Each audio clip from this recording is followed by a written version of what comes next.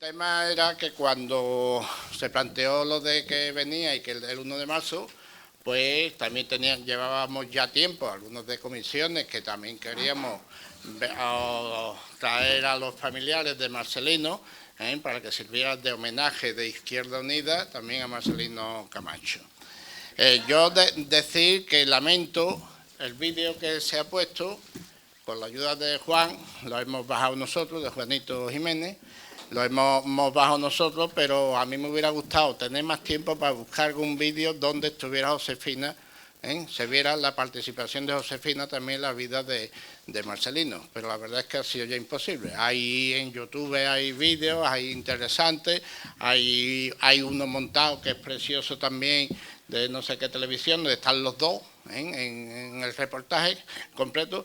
Pero entre la torpeza mía, que soy torpe en el tema de desmontar y montar estas cosas, y falta de tiempo, pues no está bien. Pero bueno, era el tiempo más o menos adecuado también, eran 8 minutos y por eso hemos hecho ese vídeo, que por falta de tiempo nos habíamos buscado otro un poco más adecuado para la participación de Josefina, que era una participación permanente en la lucha que él tenía.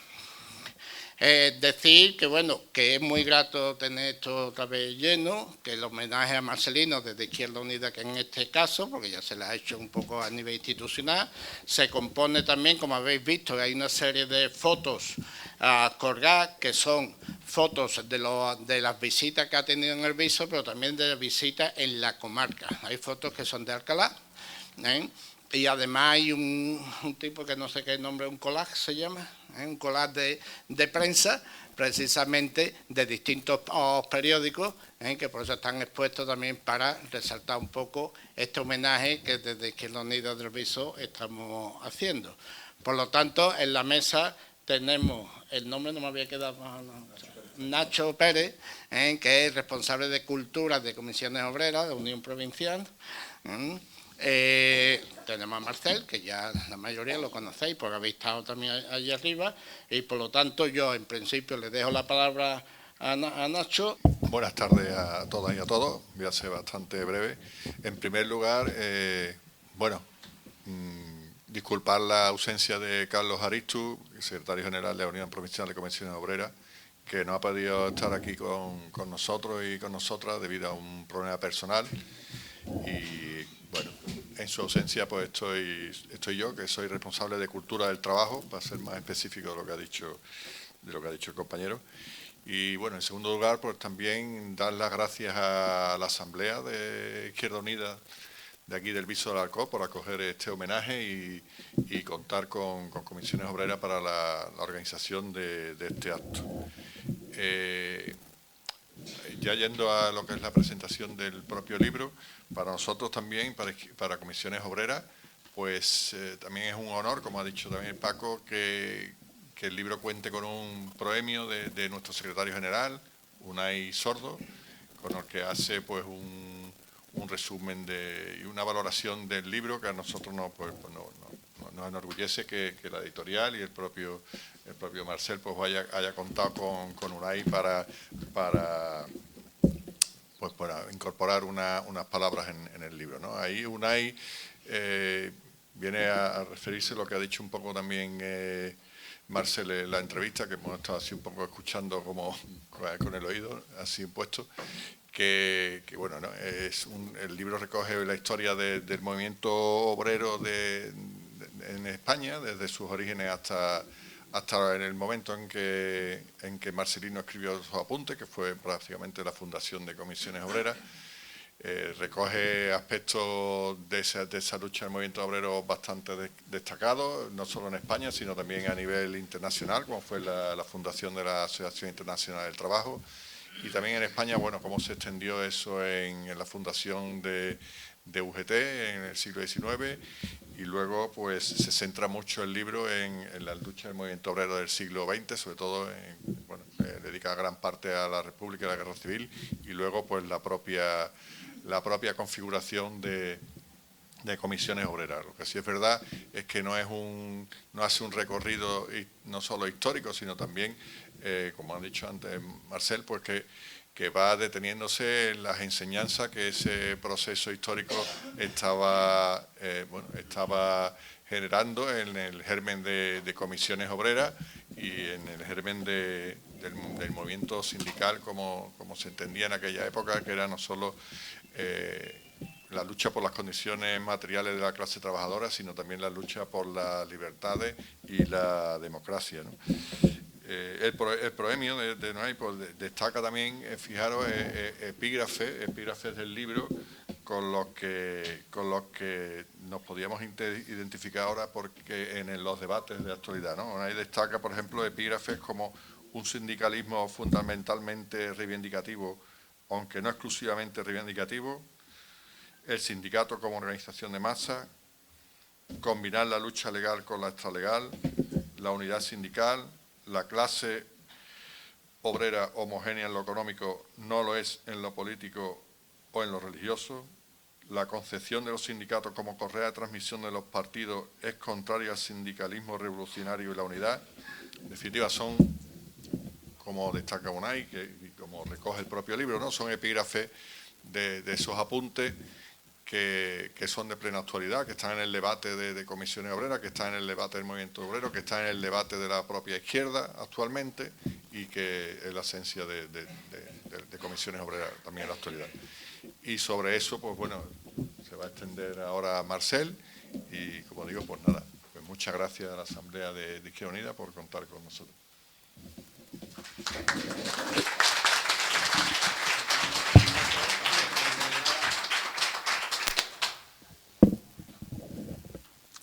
Bueno, muchas gracias a todos por estar aquí. Bueno, hemos estado en la calle, ahí hemos dicho algunas cosas y tal. Y aquí se trata fundamentalmente de ampliar lo que todos vosotros conocéis de Marcelino, que yo no quería extenderme porque, de algún modo, cuando nosotros vamos paseando un sitio, siguiendo un poco los pasos que él dio algún día por muchos de estos pueblos en Andalucía y en otros sitios, pues os vamos encontrando a todos, y al mismo tiempo eso significa para cada uno de vosotros el recordar cuando Marcelino y Josefina pasaron por aquí de algún modo y estuvieron pues bien en algún mitin en una fábrica, bien en algunas elecciones de Izquierda Unida, llevando la candidatura para aquí y para allá, y sobre todo con los amigos, porque ya sabéis que ellos siempre venían a casa de algún compañero y algún camarada y dormían siempre en casa, no era partidario de dormir en hoteles, ¿no? No solo no era partidario, sino que le producía un cierto sarpullido, no sé, en fin, las cosas cambian, claro, pero en aquel momento para él era muy importante que todo el mundo comprendiera que él era uno más de la clase trabajadora, ¿no? Y que así se comportaba a diario como vivía a diario, sin ninguna doblez, ¿no? Bien, haciendo ese recorrido, pues entonces ya yo me doy cuenta de una cosa, y es que vosotros sabéis mucho de ellos, de tanto el Marcelino como la Josefina. Me gustaría que eso mismo que sabemos aquí, de algún modo, lo supieran los jóvenes, pero los jóvenes pues no andan por estos lares de momento. Yo por donde voy, pues en algunos sitios un poco más y en otros un poco menos, no hay que decirlo, pero efectivamente los que estamos defendiendo la memoria de algún modo somos los que hemos vivido esa historia, ¿no? Y de algún modo nos preocupa mucho que los jóvenes de hoy pues no la conozcan, no la sientan de la misma manera, y de algún modo parece como si el mundo volviera a construirse siempre desde cero. Y eso es un error. Yo creo que eso es la trampa del sistema, la trampa del capital, para hacer que los jóvenes tengan de nuevo que pelear desde cero. Lo que muchas de las generaciones, las nuestras y las anteriores, pelearon, pues ellos tratan de que se olvide. Y aquí viene el libro. El libro viene precisamente a ahondar en esos temas. Lo que se trata el libro es de que la gente conozca la historia para que partamos de aquellas luchas y de lo que nos enseñaron. Eso es fundamental, ¿no?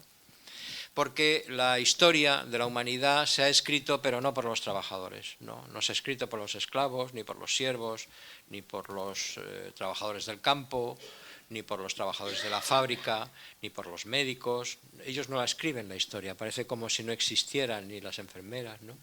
De repente la historia la escriben pues esos grandes historiadores que hablan de los faraones, de los reyes, de los príncipes, de los empresarios, ¿no?, de los tertulianos, que se inventan la mitad de las conclusiones, que reinventan también la historia cada día, ¿no? Entonces, todos esos son los que van configurando la historia, y eso es enajenar a los trabajadores de su propio esfuerzo y su propia lucha. ¿Qué hacen con eso? Pues que los jóvenes se olviden de que tienen unos derechos y que están reglados y que están ahí, que pueden defenderse de algún modo si se organizan, se asocian y lo pelean, si se sindican y demás. Por eso la gente no se sindica ni nada. Entonces, para nosotros, el que la gente conozca la historia tiene esa repercusión de que todo joven hoy por hoy debería conocer que todos los derechos que hoy se disfrutan hubo que pelearlos y conquistarlos, ¿no? Yo creo que eso es lo que hace el libro. Claro, cuando un libro de historia se escribe, los que hemos tenido la suerte en nuestra época de ir a la universidad, ¿no?, de pelear ahí y de ver cuando todo esto se comprende y por parte de los trabajadores, es que se avanza muchísimo. Dice uno, la conciencia social nace no solo de que uno tenga una experiencia de lucha por pelear por una cosa o por otra, ¿no? Es decir, uno puede pelear por el salario, uno puede pelear por no sé qué, pero además de eso, la conciencia hay que llenarla con conocimiento, porque el conocimiento es la herencia. Entonces, al final, cuando uno conoce la historia y ve que estas reivindicaciones de hoy en día que muchos nos peleamos, resulta que hace 150 años se peleaban ya y mucha gente dejó la vida por ellas, entonces uno entiende el sistema y eleva su conciencia, y al elevar su conciencia lo que hace es poner en cuestión el sistema. Es decir, cuando el trabajador eleva la conciencia, lo que hace es tener conciencia política. Esos debates de los trabajadores siempre, que se reflejan en el libro históricamente, nuestra clase trabajadora fue, ya sabéis, que fue en la historia, nuestra clase trabajadora se dividió en Europa tuvo una incidencia enorme el anarquismo. El anarquismo en sus orígenes lo que protagonizaba es que la política era una cosa y los trabajadores era otra, y no había que participar porque la política era de los empresarios, de la burguesía. Y claro, eso llevaba el error a los trabajadores a no participar, a no elevar sus propias reivindicaciones a lo general. Toda reivindicación concreta que se plasme en una fábrica, desde las más elementales a las más trascendentales, ya sean económicas, ya sean derechos de horarios, ya sean derechos de familia, ya sean derechos de la mujer, tiene una trascendencia política. No se resuelven con un sistema de explotación. Esa es la clave. Es decir, la clave que se comprende en la historia de la lucha y que aquí se refleja es que para liberar a los trabajadores, al ser humano de la explotación, al final hay que cambiar el sistema. No es posible mantener. El sistema capitalista lo que hace sistemáticamente es precisamente lo que hemos visto, que la gente no comprenda que lo que él ha luchado y que ya... Marcelino decía, nosotros hicimos la película de lo posible y lo necesario y sacábamos algunos de los debates en el Parlamento. Y en uno de los debates del Parlamento él dice que hemos conquistado no sé qué, pero tendremos que además defendernos y volver a pelear por aquello que un día conquistamos pero que nos lo quieren quitar. Y es así, la lucha es permanentemente así. Uno firma. Yo he estado como secretario de la sección sindical de comisiones obreras en radio y televisión durante muchos años y en televisión pues peleamos muchos derechos y convenios. Tenemos un buen convenio, una pelea histórica, pero permanentemente estábamos en los tribunales con derechos que estaban escritos en el convenio, que había que llevar a los tribunales y que no había manera, y que la empresa, y eso que era una empresa pública, ¿no?, que teóricamente tendría que respetar lo que firma en un convenio. Bueno, pues convenio tras convenio hay que repelear lo que ya se conquistó un día. Es decir, eso es lo que hace el capitalismo en general y lo que hace el empresario. ¿Cómo lo hace?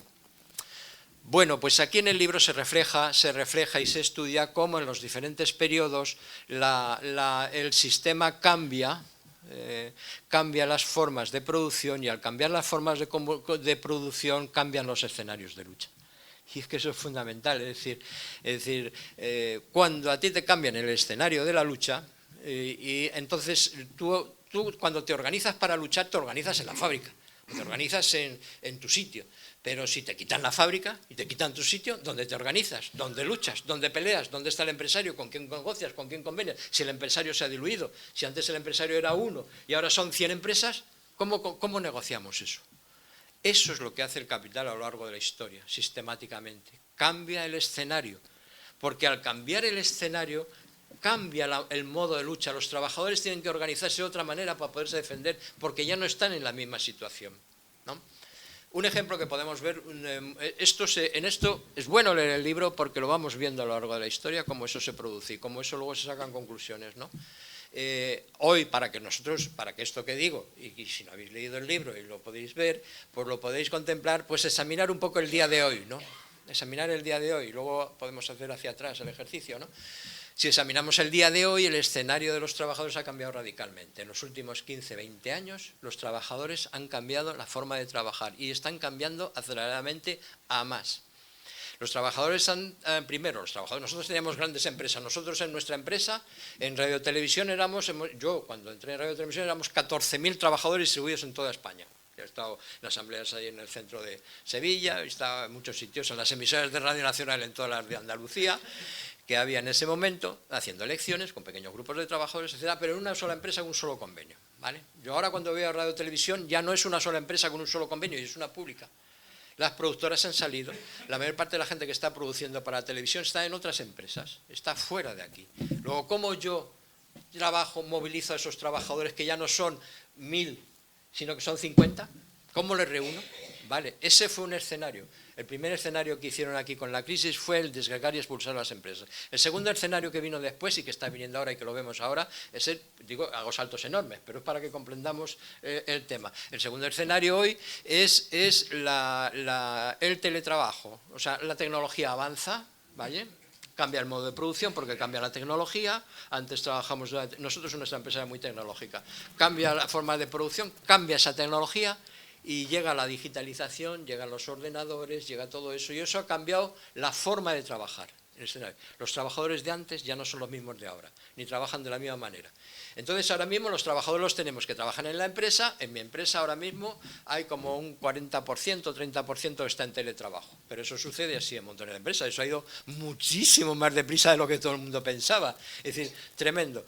Bueno, hasta nos han hecho currantes a los propios usuarios, por decirlo de alguna manera, a nosotros, a los que somos los que ahora compramos. Ahora resulta que ya compramos el banco, nosotros somos trabajadores para los bancos ahora desde nuestra casa porque nos tenemos que gestionar todo. Pues esto mismo llevado a las empresas, daros cuenta una cosa, para entender el proceso histórico y mirando esta foto, caray, es que nosotros inventamos un sindicato, nosotros tuvimos la historia sindical, nosotros podemos decir que inventamos comisiones obreras, por decirlo así, para entendernos todos, ¿no? Fácilmente, en unas condiciones determinadas. Pero nuestras comisiones obreras de hoy tienen que trabajar en un escenario distinto y con un modo de producción distinta. Entonces, nosotros, en esta época en la que el libro se refleja, sacamos de experiencias históricas importantes, ¿no? Pues la necesidad de la unidad. Por ejemplo, nosotros tenemos una cosa en comisiones obreras que adoptamos del sistema anarquista, la asamblea.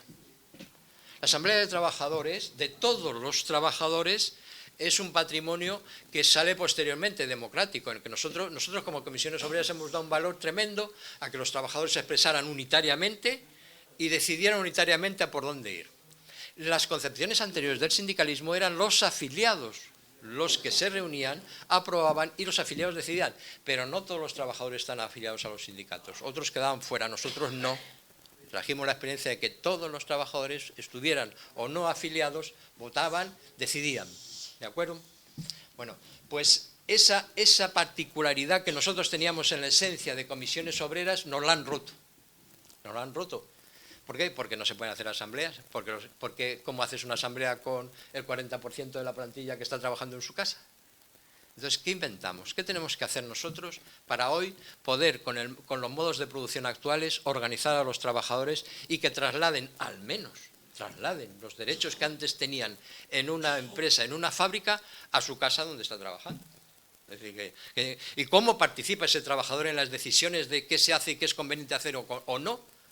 Bueno, pues estas cosas hay que resolverlo si se quiere tener un sindicalismo de masas y plural, de todos los trabajadores. Porque si no lo hacemos, el sindicato será una superestructura.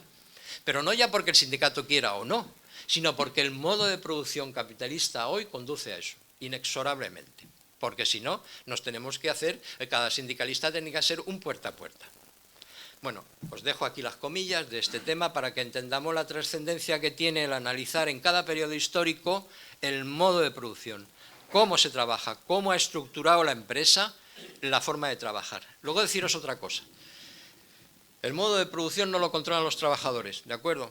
Quien controla el modo de producción es el capital. Son los empresarios que tienen dinero, traen una nueva máquina y con esa nueva máquina se trabaja de otra manera. Nosotros siempre, los sindicatos, vamos detrás del modo de producción. No podemos ir por delante, porque nosotros no ponemos las máquinas, ni decimos cómo se organizan los trabajadores en la empresa. Es el empresario con el capital. Nosotros siempre vamos detrás. ¿Qué ocurre cuando vamos detrás? Que ellos van por delante. Parece una tontería, ¿eh? Pero ellos nos adelantan 5 o 6 años en esa estructura y en esos 5 o 6 años nos han quitado derechos, nos han desorganizado, nos han mandado a los trabajadores a otro lado, nos han destruido las secciones sindicales, nos han quitado los liberados. Esa es la historia de la lucha de los trabajadores a lo largo de todo el proceso histórico y que aquí se refleja y se saca conclusión de ellos en cada uno de esos periodos. Bueno, ¿decir esto justifica nuestros errores? No. Pero no conocer la situación y pensar que nada ha cambiado en la situación y seguir operando como operábamos antiguamente es un nuevo error. Porque los trabajadores ya no están ahí. Y entonces lo que haremos será quejarnos. Nada más que quejarnos de que la situación es jodida, que no sé qué, que no sé cuánto. Entonces, ¿el libro a qué nos enseña? El libro nos enseña, si lo vemos con esa perspectiva, a que el modo de producción determina la organización y las formas de lucha. Y que nosotros tenemos que aprender en cada periodo a subirnos a ese tema. Claro, luego hay los principios que aquí el compañero ha relatado, que yo no voy a repetir, porque, claro, hay unas claves en la historia que a pesar de todo esto se reproducen. Por ejemplo, la unidad. No es posible ganar las batallas si vamos divididos, eternamente divididos, pero bueno, que nos hemos pensado, somos aquí, no sé, los reyes del mambo sobre las teorías políticas, que todas, la mía la buena y la tuya la mala, la tuya, siempre igual. Digo, pero bueno, por favor, poned los pies en el suelo. El que tiene aquí la teoría de quién manda es el capital y nosotros somos los que vamos por detrás, cuidado. Y eso nos coloca en una situación distinta. Luego, la independencia. ¿Por qué es necesaria la independencia de un sindicato frente a las estructuras políticas de la propia clase obrera? Porque la clase obrera es plural. Y si hoy miramos, nos seguimos en la misma tesitura. Dentro de la clase obrera nosotros no podemos mirar con odio a nadie. Esa era una de las características del Marcelino. Cuando veis al Marcelino ahí, todo siempre es una sonrisa en la cara, no sé qué, es la unidad en persona, es el entender que somos una misma clase, de los trabajadores y que en la medida que somos una misma clase debemos respetar a aquellos que divergen de algún modo, que puedan estar más atrasados o incluso más adelantados, ¿no? Y que más adelantados refiero que sean más izquierdosos y que parezca que se quieran comer el mundo hoy y otros que no quieran ni moverse. Todos esos somos los mismos. Y todos esos son los que hay que lograr la unidad para avanzar. Y la otra gran historia es que esta cadena constante y eterna de que el capital nos arrastra solo se rompe con el socialismo. Vaya, lo podemos nombrar de otra manera, lo podremos nombrar como queráis, pero solo se rompe cuando se acaba con la explotación del hombre por el hombre. Cuando lo que domina la sociedad es lo público y no lo privado. Cuando domina la sociedad es la solidaridad y no el egoísmo, que es el que impera con el capitalismo fundamentalmente. Cuando lo que impera es lo nuestro y no lo mío.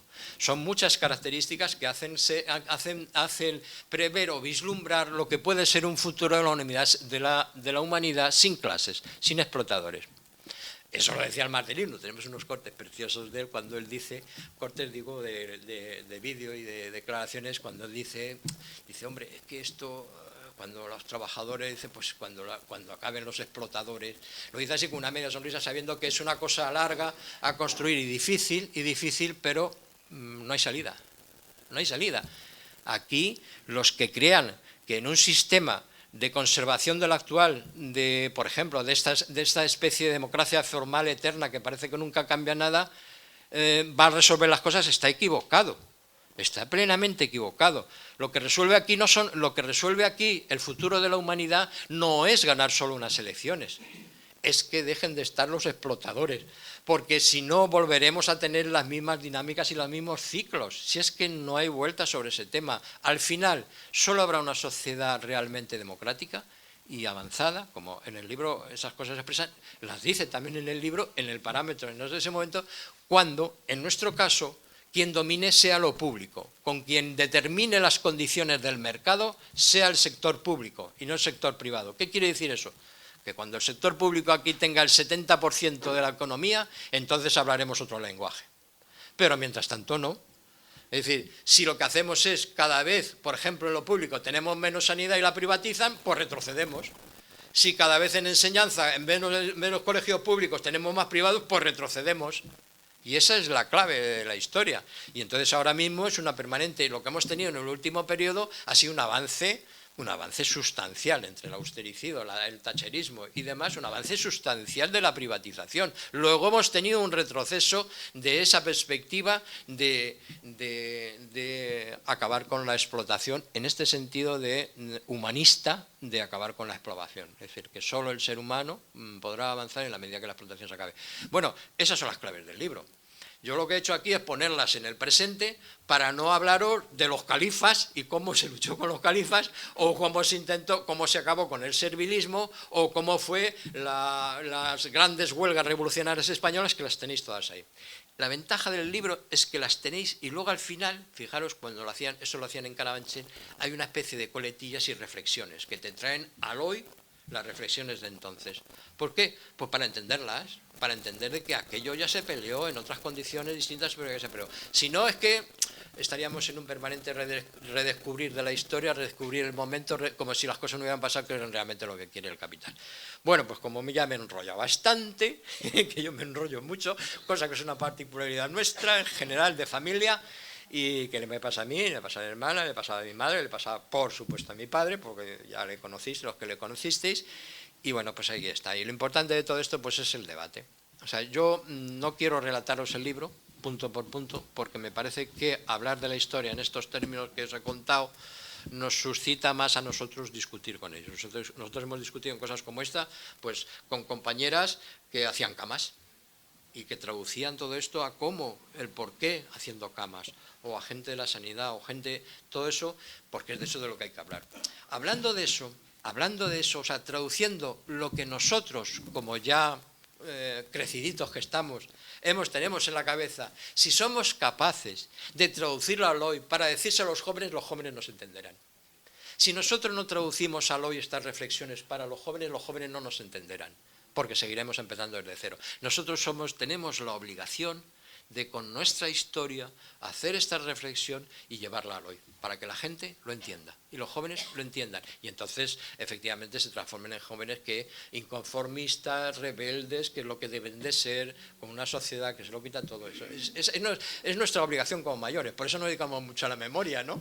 Porque de algún modo es nuestro cometido en esta etapa de nuestra vida, ¿no?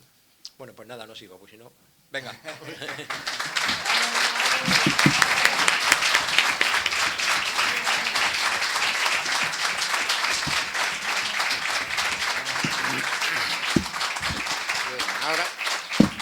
El problema es qué hacer, ¿no? Pues la has expuesto muy bien, todo, pero como bien dice, hoy en día la clase trabajadora está muy, muy dividida. En parte, por lo que has expuesto, por el capital, el que maneja los medios de producción, que lo que hace es dividir en una misma empresa donde hay 50 trabajadores. Yo he trabajado autónomo, pero vamos, hay 50 trabajadores y hay 20 tipos de salario. Tú vas a ganar 10 euros más y vas a vigilar al otro y al otro. No sé si me explico. Y luego los medios de comunicación, que eso es, luchar contra eso es una barbaridad. Eso es David contra Goliat. Entonces el problema es, ¿qué hacer? ¿Cómo conseguimos trabajo muy lento? Algo se tiene que dar en la historia para que esto cambie. Yo creo que, igual que en un pasado la esclavitud no se abolió, se abolió más porque ya no era rentable. El esclavo no era rentable, era más rentable quitarle las cadenas y que trabajara para el señor feudal que tenerlo como esclavo. Entonces, algo en la historia se tiene que dar para que se den estos cambios que necesitamos. Gracias. Vale, bueno, yo no voy a intervenir en relación con la conferencia, con la charla que nos ha dado el compañero.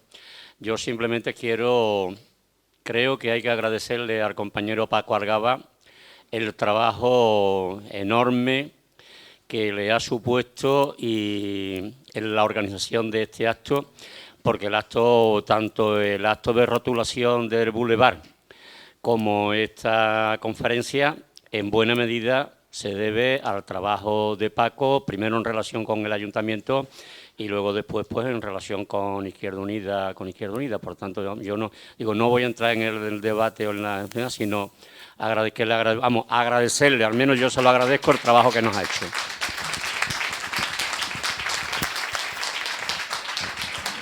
Pepa Cuaresma, secretaria de Organización y Finanzas de Comisiones Obreras de Sevilla.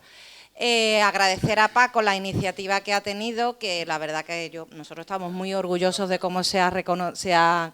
¿Qué? La Delegación Local de Comisiones. Bueno, la Delegación Local de Comisiones Obreras, que sí, pero la iniciativa que has tenido tú, agradecerla, y el éxito que hay aquí de asistencia, pues gracias gracias a él. Yo sí que quería hacer una reflexión con respecto, Marcela, a lo que tú estabas diciendo de cómo acercarnos a la juventud, porque a nosotros, a Comisiones Obreras, nos preocupa profundamente la individualización de las relaciones laborales. Se está perdiendo un poco el sentido de la colectividad, de lo solidario. Hemos querido educar a nuestros hijos y a nuestras hijas para que sean mejores y tengan mejores estudios y una mejor calidad de vida, pero eso está llevando también a que se está perdiendo el sentido de lo solidario, de lo colectivo, no se sindicalizan, no conocen la historia. Porque, por ejemplo, Marcelino Camacho, pues la gente joven no sabe quién es. Entonces, yo creo que ahí hay una reflexión que entre todas y todos debemos aportar y forzar y educar a nuestros jóvenes en lo que significa ser o formar parte de un sentimiento colectivo. En este caso, hablo de Comisiones Obreras porque es el sindicato al cual represento, ¿no? Pero que se sindicalicen, que trabajen no solamente y que luchen no solo por conseguir sus beneficios individuales, sino que sean solidarios y colectivos. Y yo creo que nosotros, como personas ya con una cierta edad y una cierta trayectoria, debemos reflexionar y debemos hacer todo lo que podamos, y desde Comisiones Obreras estamos haciendo y estamos continuamente dándole vueltas a cómo podemos acercar a Comisiones Obreras a los jóvenes. Nosotros hemos superado una prueba muy importante, que era acercar y meter a las mujeres en el sindicato, y nosotros por primera vez este mandato, los estatutos de Comisiones Obreras, se ha introducido que somos un sindicato feminista. Entonces, esa lucha, después de muchos años y con los compañeros a nuestro lado, ayudándonos, pero nosotros empujando, pues hemos conseguido que las mujeres formen parte de Comisiones Obreras y estén en puestos de dirección. Entonces, yo creo que esa asignatura, que más o menos la tenemos ya casi. Ahora mismo en Sevilla la afiliación de mujeres está 45% mujeres, el resto hombres.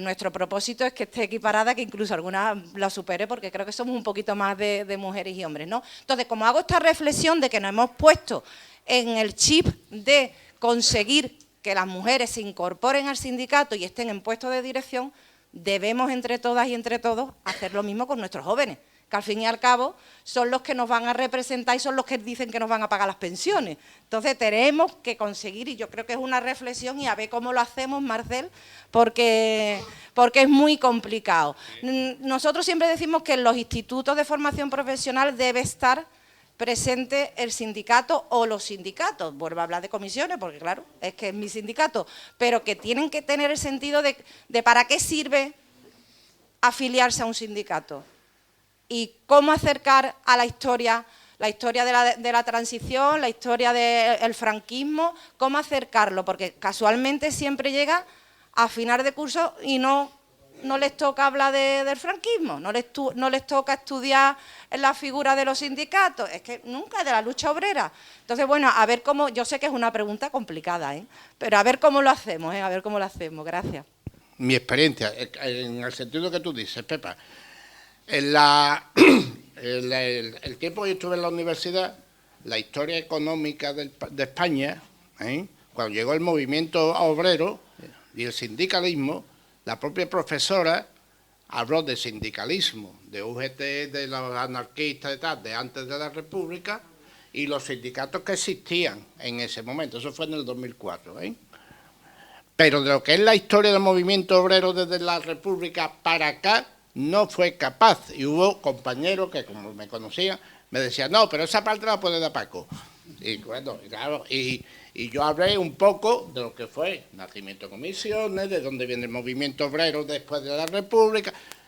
Lo que quiero decir, y en el sentido que tú tienes, tenemos que exigir que en la enseñanza se obligue a hablar de historia reciente de este país.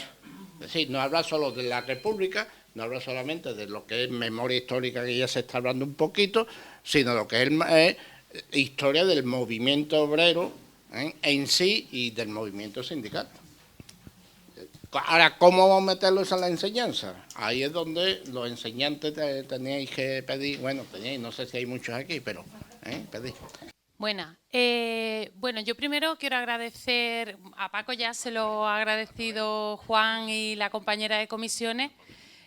Por mi parte también agradecerle a Paco la organización del acto, sobre todo a Marcel, ¿no?, que haya acudido a este acto y haya acompañado a la asamblea, como en su día lo hizo su padre y lo hizo su madre, a comisiones que esté aquí también.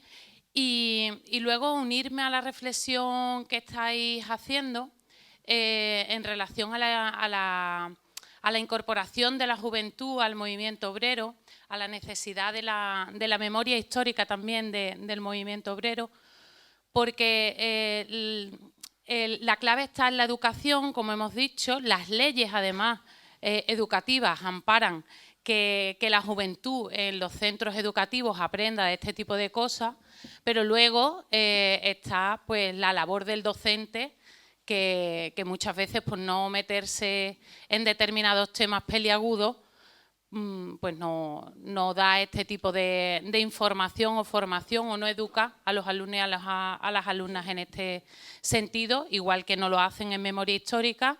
Como ha dicho la compañera, no llegan a determinados temas en el temario, ¿no?, que por otro lado son de obligado cumplimiento según la ley.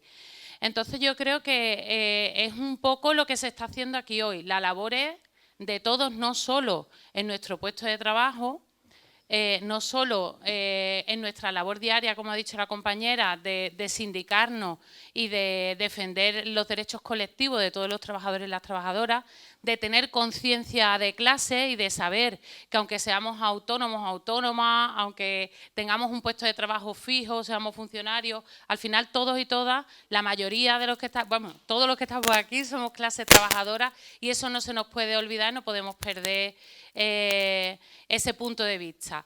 Y entonces la labor que vosotros hacéis pues es muy importante, de mantener y de seguir formándonos en memoria a las personas que venimos detrás y que no hemos vivido esos periodos, y que necesitamos que haya gente que lo cuente, y los jóvenes pues igual.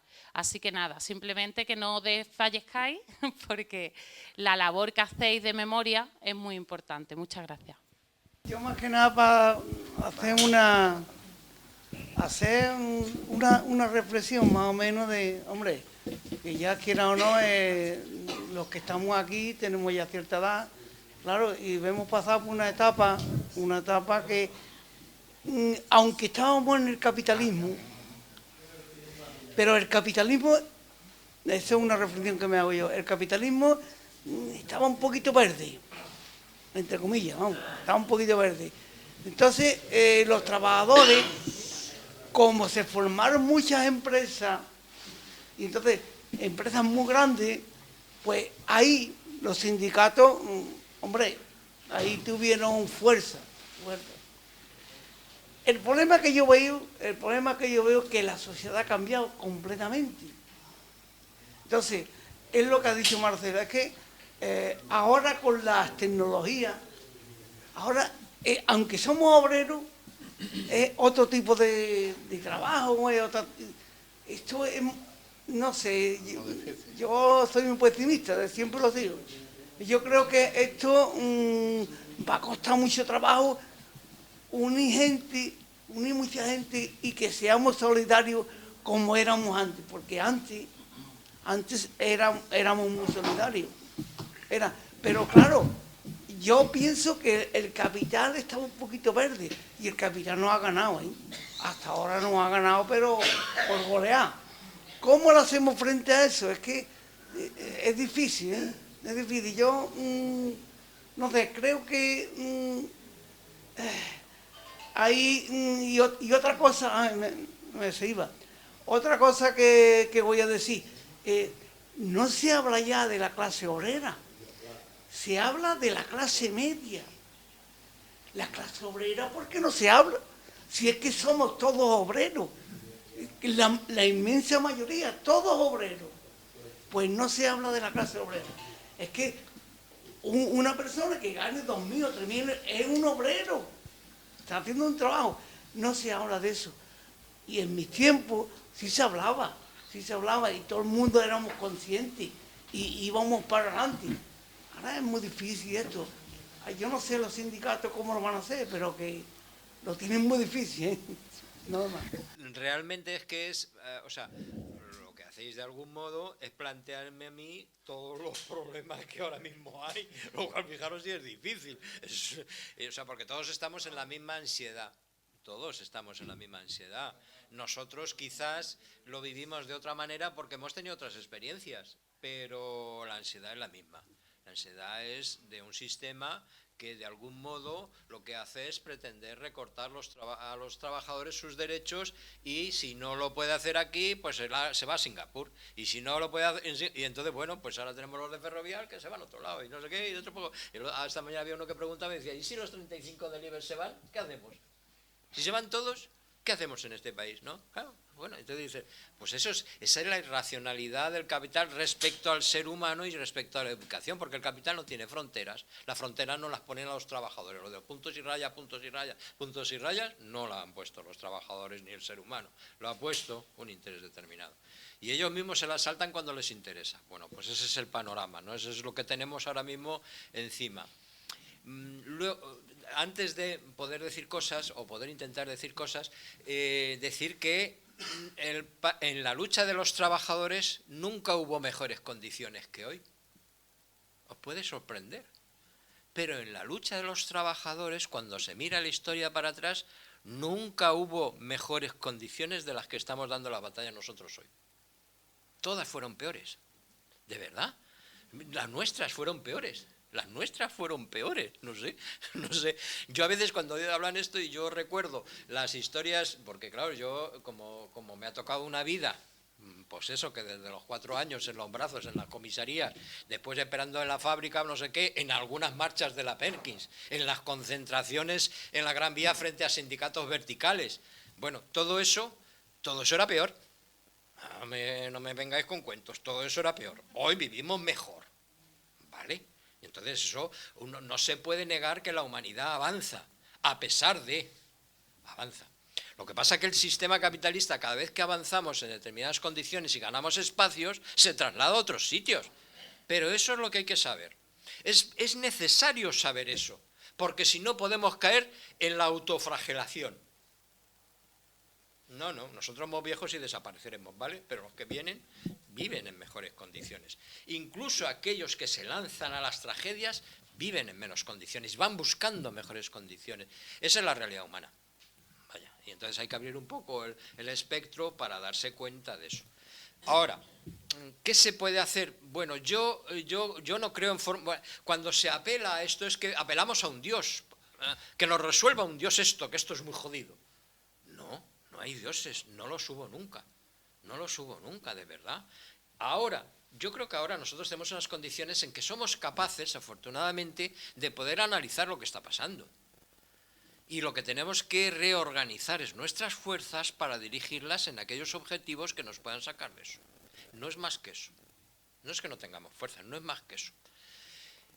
Os aseguro que si relatáramos la soledad de la lucha bajo el franquismo, se os caerían los pinreles a más de uno. ¿De acuerdo? Y la persecución después en la democracia. Tenemos que recordar algunas de las listas negras de los trabajadores que habían peleado y que luego les echaban o les cerraban las fábricas y que tenían que reconvertirse y poner un bar. Así. Sí, yo qué sé, yo conozco a montones, ¿no? De gente que dices, joder, y que rascas un poco y que eso fueron gentes que trabajaron un día en una fábrica o que cerró o que le echaron porque participó en lo que fuera. Bueno, o sea que todo eso es una realidad para que nos situemos un poco más. Yo no hablo del optimismo, hablo en el realismo de cómo están las cosas. Ahora, nos han cambiado el escenario, ¿vale? De acuerdo, pues entremos a discutir qué escenario nos han cambiado. Entonces, para discutir, cuando analizas la historia como esta, tú lo que haces es un escenario, lo comparas a otro escenario y dices, así estábamos antes, ¿y cómo estamos ahora sí? ¿Qué debo hacer para conseguir los mismos objetivos que conseguí aquí con estos métodos, conseguirlos ahora con los métodos actuales? Porque el tema aquí no es la forma que adoptamos, el tema es lo que conseguimos para que los trabajadores en su conjunto y el ser humano no tengan esa explotación, tengan mejor bienestar, tengan unas condiciones de vida aseguradas, tengan una pensión digna, tengan un salario mínimo que nos permita estar durmiendo en cartones, no tengan que atravesar el Mediterráneo y morir para venir a currar. Eso es nuestro objetivo como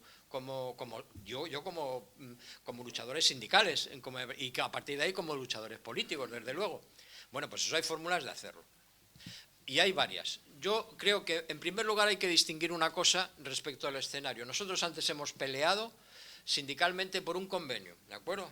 Porque el convenio era la base fundamental en la que nosotros teníamos el salario. Con ese salario vamos y compramos y nos pagamos lo que fuera, ¿de acuerdo? Y pagamos impuestos. Bueno, pues hoy una de las luchas fundamentales es que buena parte de los beneficios que van a obtener los trabajadores lo van a obtener a través del Estado. Es el Estado el que va a garantizar que la gente viva de determinadas condiciones. Luego los sindicatos tienen un papel fundamental a la hora de pelear por ese salario diferido que se va por los impuestos. Mirad, los trabajadores somos los que mantenemos el país con nuestros impuestos, porque los otros ni pagan, se piran por ahí. Luego, si somos nosotros los que pagamos, oiga, ¿qué hacen ustedes con nuestro dinero? Ese es un papel de los sindicatos, que los sindicatos lo están peleando pues en las negociaciones. Yo lo veo que en los últimos términos, en las negociaciones que hay, lo que se está disputando en realidad en cada una de esas batallas es a dónde va ese dinero que es de los trabajadores. Y ese dinero lo que significa es que la clase en su conjunto viva en mejores condiciones. Porque os podéis imaginar qué pasaría si avanzando el Estado ultraliberal se redujera el paro, se redujeran las prestaciones. ¿Qué pasaría con esos miles de trabajadores que van a la calle? ¿Qué harían? ¿De qué vivirían? ¿Dónde estarían? Ese podría ser el escenario que quiere el neoliberalismo puro y duro.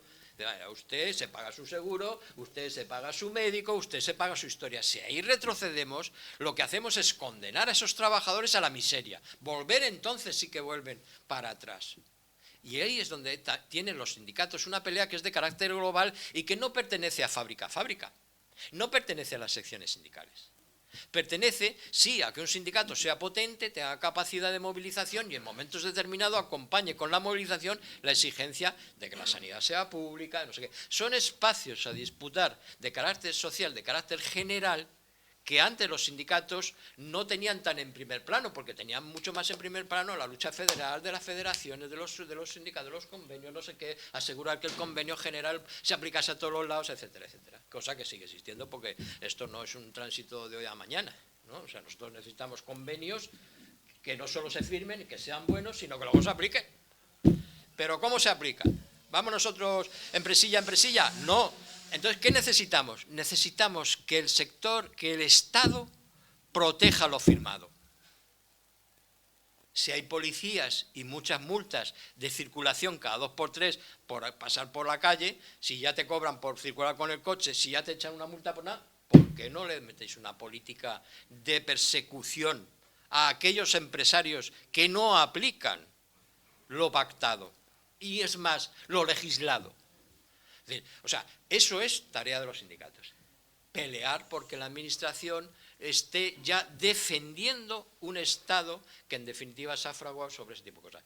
O sea, los sindicatos tienen un papel de carácter general social que defender frente al gobierno que es más que evidente. Lo es desde hace mucho tiempo, o sea que no digo nada nuevo, pero cada día es más evidente de que tenemos que disputar para que se legisle, para que además se ofrezca con eso que hemos pagado los trabajadores en nuestros impuestos y demás, se proteja desde el Estado y se sancione desde el Estado. Fijaros que dos pasos que parecen chiquitos, porque claro, inspectores de trabajo que tenemos, a ver, no sé, en mi empresa, Radio Televisión Española, para conseguir que un inspector de trabajo te pasara por la empresa un día cada 2 meses, y fijaros qué empresón, que tú llamabas así y decías, soy de la tele, y todo el mundo decía, de la tele, vale, pero ¿y si te dicen, soy de manufacturas no sé qué, que quiero que vaya el inspector? ¿Cómo? ¿Aire? Entonces, ahí hay un grandísimo trabajo para que el Estado realmente se responsabilice de eso y asuma. Vale. También hay un trabajo respecto a aquello, un trabajo que hacer, otras expectativas de trabajo. Yo hablo de muy al ras, no quiero grandes cosas. Hablo muy al ras. Por ejemplo, en mi trabajo en la empresa, como todos vosotros, pues ¿qué pasaba? Pues ibais a la asamblea, os subíais a la línea, yo me subía a las mesas de la redacción, fijaros lo que difícil que era que un periodista hoy se subiera a una mesa de redacción, yo lo hacía muchas veces, y allí discutes, ¿no?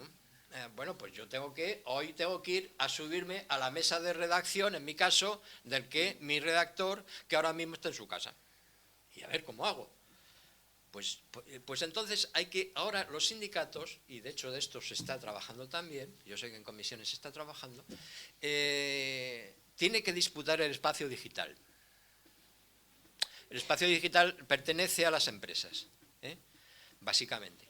Pertenece a las empresas y de hecho las empresas controlan todas las acciones que los trabajadores hacen desde que teclean un ordenador. Teclean un teclado, saben lo que está escribiendo, a quién le manda un mensaje, el tiempo que está, cuando ha tocado por primera prensa, ahora ha empezado a trabajar. No, tú no has empezado porque el ordenador estaba apagado. Todo eso lo saben. Bien.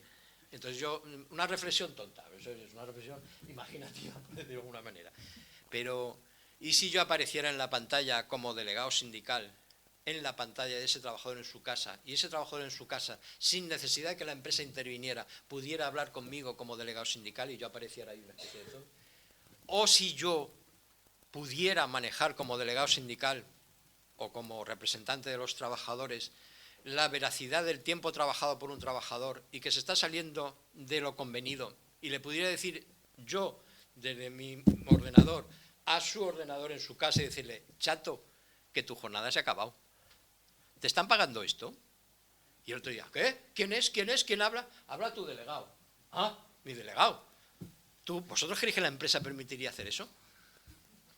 ¿Vosotros no pensáis que eso sería conquistarle un espacio a la empresa que ahora domina, pero radicalmente, porque el único que se relaciona con ese señor que trabaja en su casa es la empresa?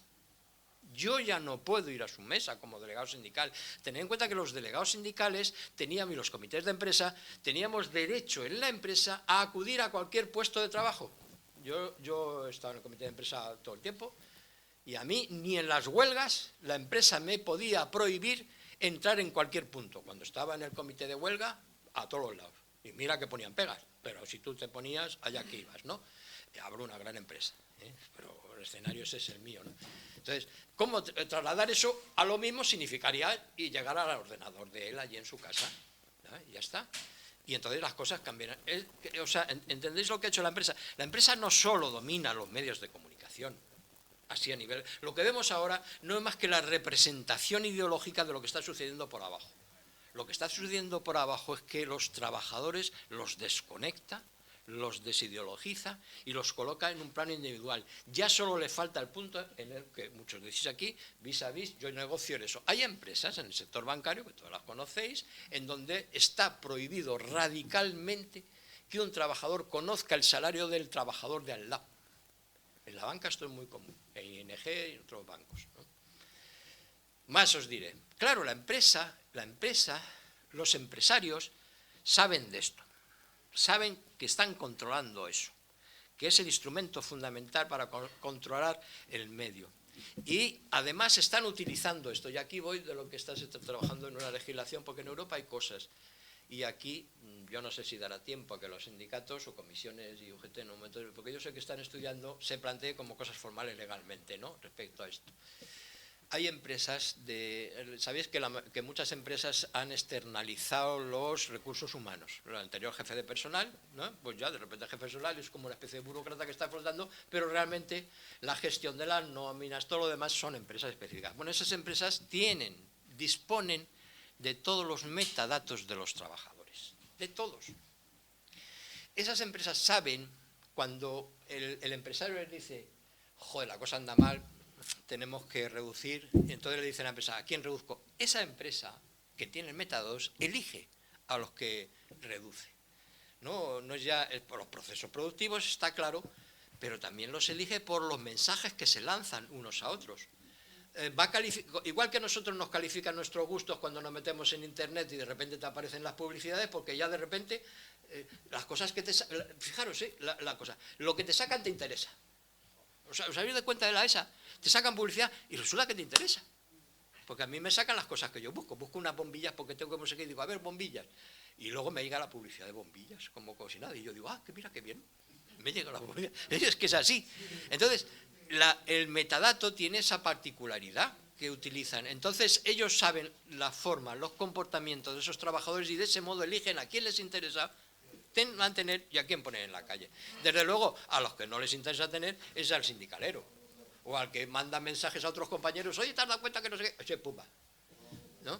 ¿Os dais cuenta el tema? Entonces, claro, controlar lo que están haciendo esas empresas con esos metadatos es un problema sindical. Y ahora en Francia hay alguna legislación poca sobre los metadatos. En España la única cuestión de regulación sobre el tema son los algoritmos no, pero ahora mismo legislado solo tenemos el tema de los derechos. La ley de protección de datos, ¿no?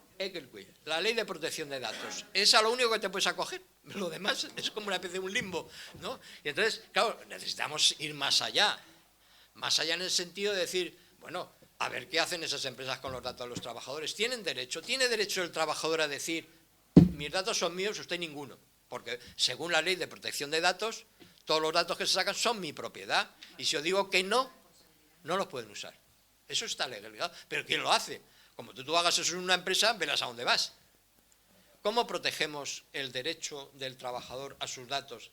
¿Cómo damos derechos a los sindicatos, que son los representantes de los trabajadores, a controlar esos datos? ¿Cómo nosotros nos integramos con esos datos? ¿Cómo igual que a nosotros nos pasan los presupuestos, o tenemos derecho a que nos pasen unos balances y tal, cómo no nos pasan también eso? Porque están en otras empresas. ¿Te das cuenta? O sea, hay que darse cuenta de cómo ellos han cambiado, en qué territorios se mueven y por lo tanto por dónde tenemos que ir nosotros. Esa es la clave. Y hablo del RAS, O sea, si nosotros no hacemos este ejercicio de reflexión, ¿no? Si no lo hacemos, nos autoflagelamos. Y decimos, qué malos somos. Si es que somos unos revisionistas, si es que somos no sé qué. Sobran adjetivos para ponernos. Muchos adjetivos nos podemos poner de malos luchadores. Pero en realidad el problema no es ese. No es que seamos buenos o malos, que siempre lo seremos buenos o malos y meteremos la gamba. Pues claro, yo he firmado convenios de los cuales me arrepiento. Ojalá no hubieran firmado un ERE y yo me he tenido que firmar un ERE. ¿Por qué? Porque estaba luchando contra los trabajadores, estaba poniendo trabajadores en la calle. No hay más duro para un sindicalista que llegar y decir, firmo un ERE y se van 1.000 trabajadores o 3.000. Dice, la hostia, tío. Pero ¿qué haces? Estás retrocediendo, estás en realidad luchando, buscando otras trincheras. Porque te han echado y has perdido. Es que perdemos batallas, no las ganamos. Es que si las ganáramos sería cojonudo. Pero no, nos movemos en escenarios donde ganamos y perdemos.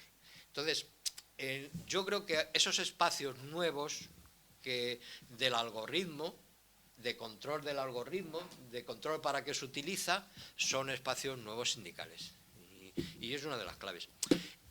Luego la enseñanza. Es verdad que todo esto, de algún modo, esta verdad de la utilización del algoritmo, de los datos y todo esto, es una verdad que a los jóvenes hay que entregarles. Y eso tendría que formar parte de la educación.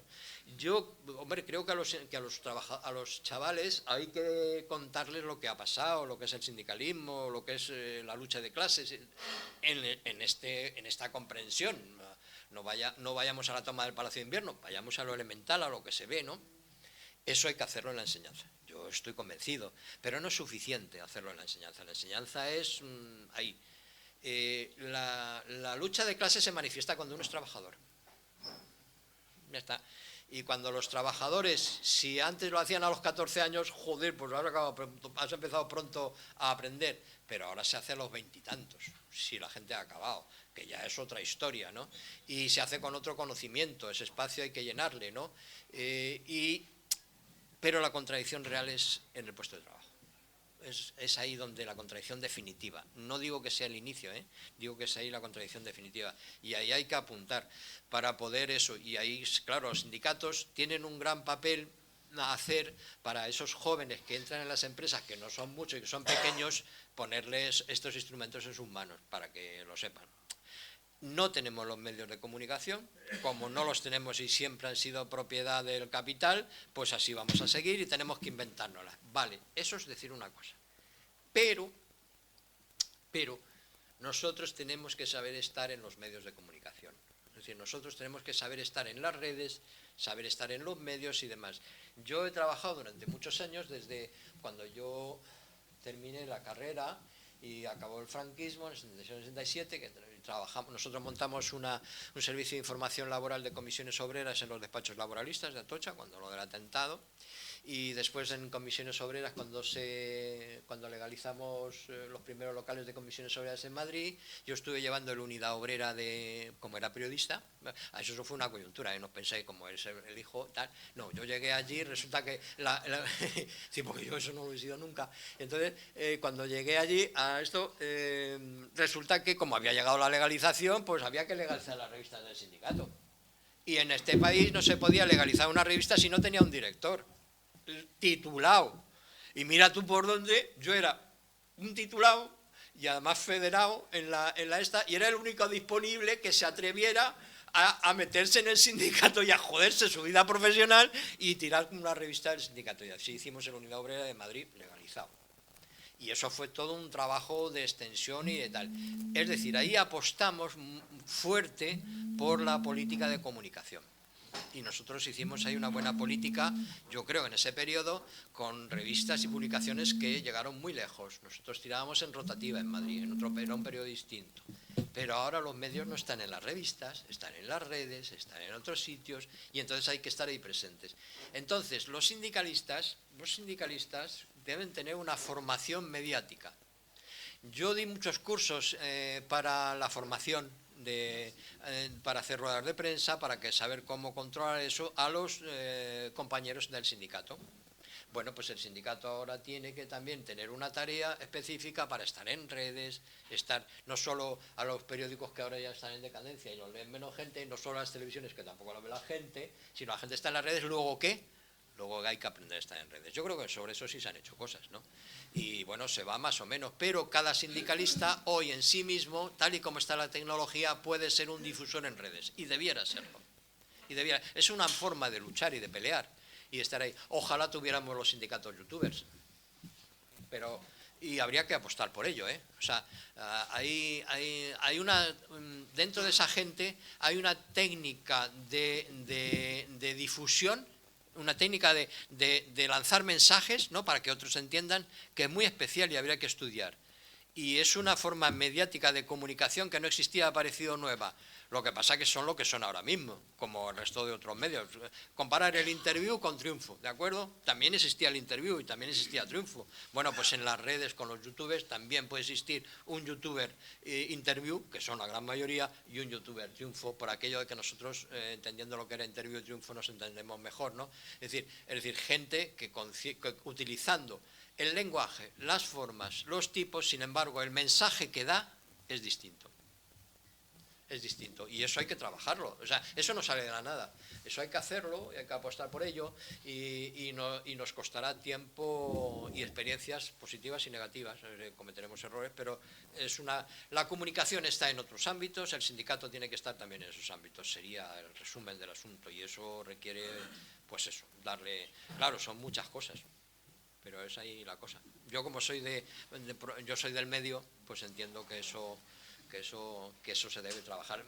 En el sindicato siempre he peleado por lo mismo, que el sindicato no se enteraba de que una parte de la batalla fundamental estaba en los medios. Vaya, Pero esto yo lo decía en el año, cuando íbamos por ahí, en el año 78, 79, ya lo estábamos cantando. Bueno, yo era periodista y otros compañeros que eran periodistas, pues claro, era normal que dijéramos eso, ¿no? Frente a gente que pensaba que con darle el panfleto al periodista ya valía, y le daba la misma hoja que daba el trabajador y se pensaba que con eso había resuelto el problema. Pues sí, no tienes que correr nada. Claro, entonces, eso es lo que... ¿Vale? No sé si he cubierto todo, yo creo que sí. Yo primero lo digo a favor.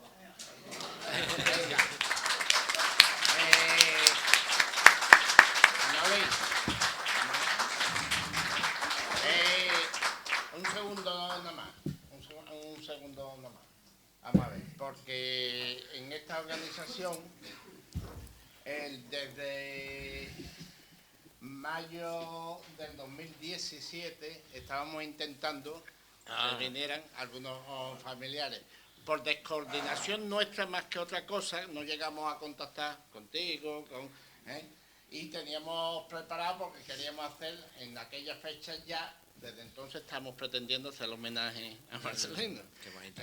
Y esto es una obra que nosotros, Izquierda Unida, entregaba. El autor era uno de los que están en las fotos, porque era del comité de empresa de Invilsa, que no está aquí entre nosotros, pero el autor fue él, que el significado es la paloma de la paz, la cadena de la libertad, que es una cadena rota, y la defensa de la naturaleza, que esto, digamos, es la piedra habitual de esta zona del Bierzo, ¿verdad?